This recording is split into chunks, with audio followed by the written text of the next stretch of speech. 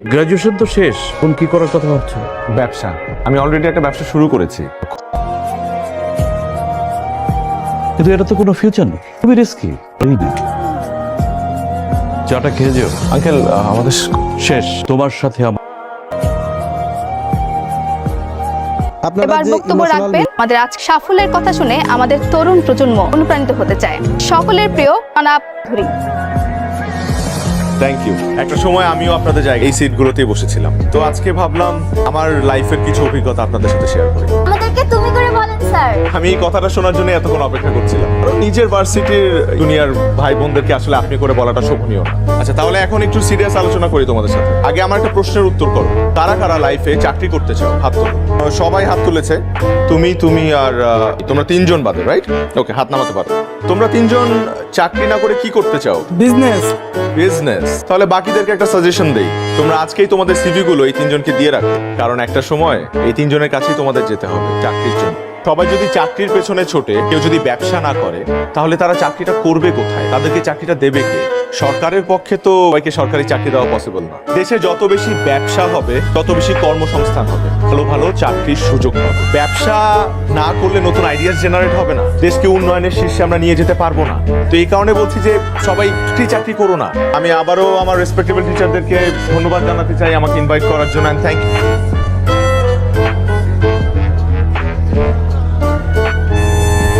Sir কিছু বলতে চাই। বলো না। আমরা আসলে আপনার সাকসেসের গল্পটা শুনতে চাই। আমার গল্প?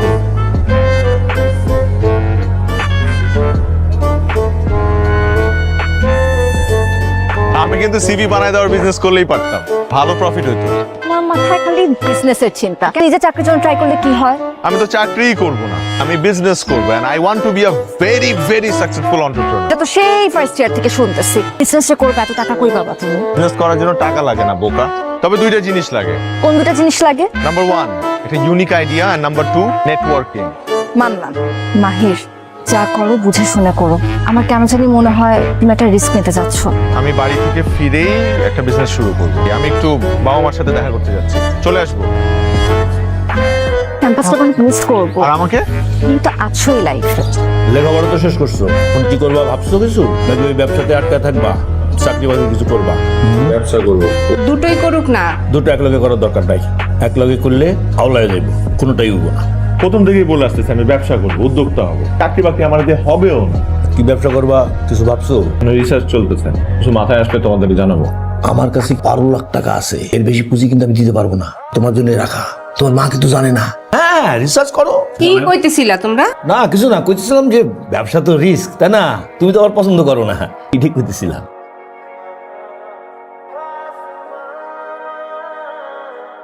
বাবা আমার বিয়ে নিয়ে খেপছে। কংগ্রাচুলেশনস। আচ্ছা আচ্ছা ঠিক আছে। সবসময় না সব ফাইজলামি ভাল লাগে না। আচ্ছা কি করতে হবে আমাকে সেটা বলো। তুমি জানো না কি করতে হবে? এখনো তো কিছু শুরুই করতে পারে নাই। বিজনেসের সব প্ল্যানিং না গ্রাজুয়েশনের আগে করে। আর আমি তোমাকে বলছি না, বাবা চাকরিজীবী ছেলে ছাড়া কিচ্ছু বুঝে না। যেখানে ভালোবাসাটা মুখ্য, প্রফেশন নিয়ে পড়ে আছে। আমি কথা বলতে আসি। এটার উপর রাগ ঝাড়তেছো। তোমাকে কিভাবে ছুঁড়ে ফেলতে পারবো না। তুমি বোতলটা ছুঁড়ে ফেললা, কোত্থেকে একটা টোকায় এসে উঠায় নিয়ে গেল। মানে এটাই ওদের কাজ। দেখছো দেখছো দেখছো দেখছো এই যে এটাতে এত এক্সাইটেড হওয়ার কি আছে? এরপর এগুলাকে নিয়ে তারা ভাঙ্গারি দোকানে বেচে দিবে, সিম্পল। ব্যাপারটা আমার একটু ভেতরে ঢুকে দেখতে হবে।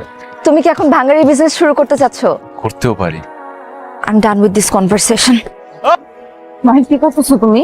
মাহির আমি বসতে বলছি। কি চলতেছে তোমার মাথায়? ভাঙ্গারির দোকানে কিসের বিজনেস খুঁজো তুমি? যেখানে দেখিবে ছাই উড়াইয়া দেখো তাই, এটাই খোঁজার চেষ্টা করছি। তোমার মাথা গেছে। চলো আসো। কোথায় যাব? ভেতরের কাহিনীটা জানতে হবে না, ওরা কেমনে বিজনেসটা করে। তুমি গিয়ে দেখো। মামা আপনি টান দেন তো। তোমার সব বিজনেসের মধ্যে আমি নেই। মামা আপনাকে টান দিতে বললাম না, টান দেন। এই ফ্যাক্টরি বস কোথায় বসে?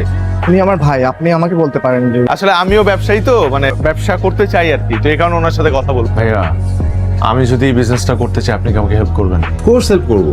আপনারা যদি কোনো ব্যবসায় আসতে চান, আপনাদেরকে সাপোর্ট করবার দায়িত্ব তো আমাদের। থ্যাংক ইউ ভাইয়া। একটা গুড নিউজ আছে, finally I have found my business plan. What? Yes. কিসের বিজনেস? এখন তো বলবো না।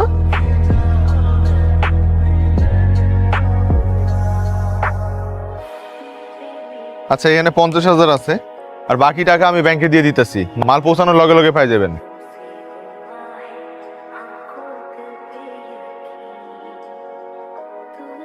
হ্যালো, ফোন ধরতেছো না কেন? আমি তো কাজের মধ্যে ব্যস্ত। এখন পর্যন্ত জানলামই না কিসের বিজনেস করতেছো। আর একটা সপ্তাহ অপেক্ষা করো, বুধনের দিন তোমার নিয়ে এসে একবারে সারপ্রাইজ দেবো। রাখি দিলে আমি ওই ট্রেড লাইসেন্স করতে যাবো একটু পর। আমি তোর ব্যবসার উদ্বোধনীতে যাবো না। এত লেহাপড়া করে হাসি কিনা ভাঙ্গারির ব্যবসা আছে কি করবো? আব্বা একটু আমারে বুঝাও না। আমি বুঝছি যে আমার আত্মীয় স্বজনের সামনে আমি মুখ দেখাইতে পারবো না। দেখো, তুই নাকি ঢাকা যায় এসকারাবের ব্যবসা দিছস? কি মাহির ভাই, আপনি বলে বাঙ্গারি ব্যবসা শুরু করছেন? দাঁড়িয়ে রইলি কেন? শুরু কর। একজনের আসার কথা। আসো বাবা, ও হচ্ছে মারিয়া। আসসালামু আলাইকুম। ইসলাম ভাই প্লিজ প্লিজ।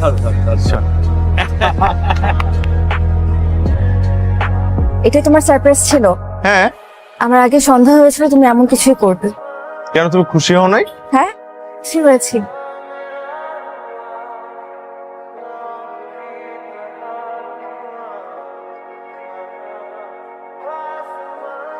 বাবা তোমাকে বলছে দেখা করতে।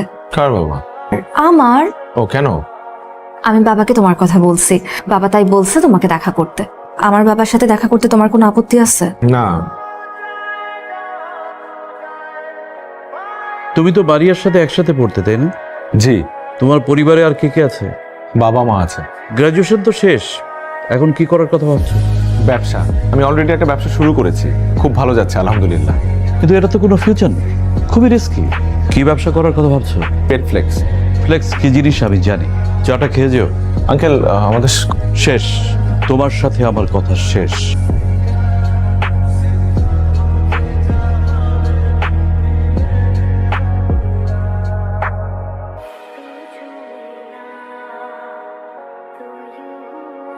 আমার বিয়ে ঠিক হয়ে গেছে মাহির।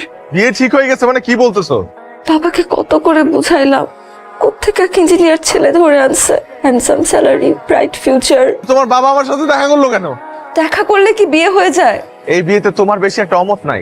যেই ছেলেটার সাথে তোমার বিয়ে ঠিক হয়েছে না, ওই ছেলেটারই বিয়ে করে ফেলো। আসলে আমার মতো এত ছোটখাটো একটা ব্যবসায়ীর সাথে তোমার যাই না। মাহির, আর কখনো আমি তোমাকে ফোন করবো না। ভালো থাকো।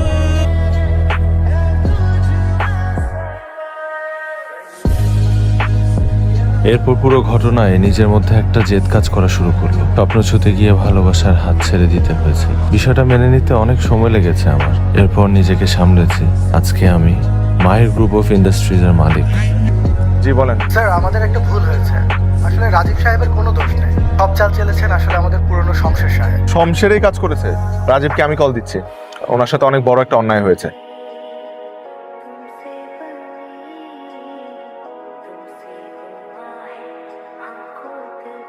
দেখো, আমি আসলে জানতাম না যে রাজীব।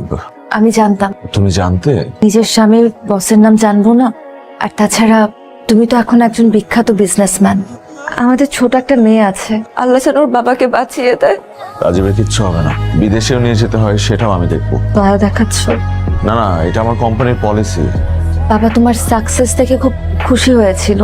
মারা যাবার আগে বলেছিল তোমার সাথে কোনোদিন দেখা হলে যেন তোমাকে এই কথাটা বলি। মাহির, পারলে বাবাকে মাফ করে দিও, আমাকেও।